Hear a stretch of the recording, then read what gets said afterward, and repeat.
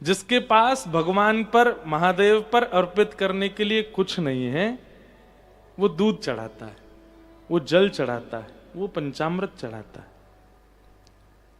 गोस्वामी तुलसीदास जी महाराज ने मानस अर्पित की। मन में जो शुद्ध भाव है वो चढ़ाओ महादेव को। और कभी राम राम कहते हुए, या कभी किशोरी जी का स्मरण करते हुए, या कभी ठाकुर जी का स्मरण करते हुए नेत्रों में अश्रु जल आ जाए ना, जिन लोगों को बहुत जल्दी भाव आ जाता है, ध्यान से सुनिएगा, जिन लोगों जो बहुत जल्दी भावुक हो जाते हैं, लेकिन भावुक किस लिए? इसलिए नहीं कि बेटा कुछ करने लग गया तो भावुक हो गए, घर में किसी की बात सुन के ऐसे भावुक नहीं, ठाकुर जी को याद करके भावुक हो गए, वृंदावन को याद करके भावुक हो गए, कोई ठाकुर जी की लीला चरित्र सुनकर के भावुक हो गए, तुरंत जाइए पास के कहीं शिवालय में, और अगर घर में ही महादेव विराज रहे हो तो उनके सन्मुख, और यदि आप कर सको और याद कीजिए वृंदावन को, और महादेव के सन्मुख जाकर के आने दीजिए उन नीरों को नेत्रों से, और उसका अभिषेक कीजिए महादेव को।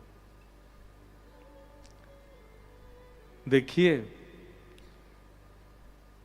आप किसी से मिलन के विरह में हैं, जिससे मिलन के विरह में हैं, उसका कोई सगा आपके विरह को देखेगा तो उसको जाके बोलेगा, ए भाई वो तुम्हारी कितनी याद में तड़प रहे हैं, तुम जाओ ना, मिलते क्यों नहीं उससे। महादेव को यदि आपके विरह का एक अश्रु बिंदु भी अर्पित हुआ तो महादेव जाएंगे ठाकुर जी के पास, बोले पूरे दिन बैठे रहो, बंसी बजाओ हैं, कछुत करो धरो ना, देखो दिल्ली में वो कितनो रो रहो तुम्हारी याद में, चलो वाकु दर्शन दो अपने कभी।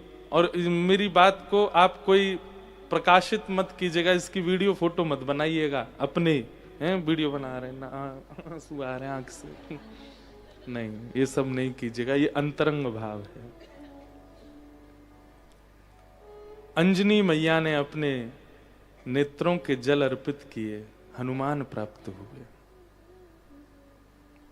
पार्वती जी ने जब वही अश्रु जल अर्पित किए, महादेव प्राप्त हुए। नरसिंह मेहता ने वो अश्रु जल प्रदान किए, उनको द्वारिकाधीश प्राप्त हुए। मीराबाई ने वो अश्रु जल प्रदान किए, तब श्याम सुंदर प्राप्त हुए। अरे कहां तक कहें, हमारी ब्रज की गोपियों ने जब अपने प्रेमाश्रु प्रदान किए तो महाराज प्राप्त हुआ।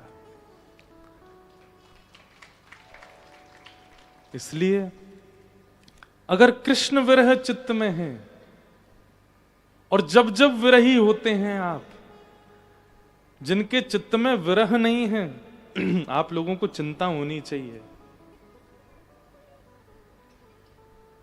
स्रोत यदि जल का प्रकट नहीं होता पृथ्वी से, इसका मतलब वो पृथ्वी बंजर हो जाती है, वहां कुछ भी उपजाऊ नहीं होता। ऐसे ही जिसके नेत्रों से कृष्ण विरह के नीर प्रकट नहीं होते, उसके चित्त में प्रेम भाव सद्भाव रूपी बीज कभी अंकुरित नहीं हो सकते।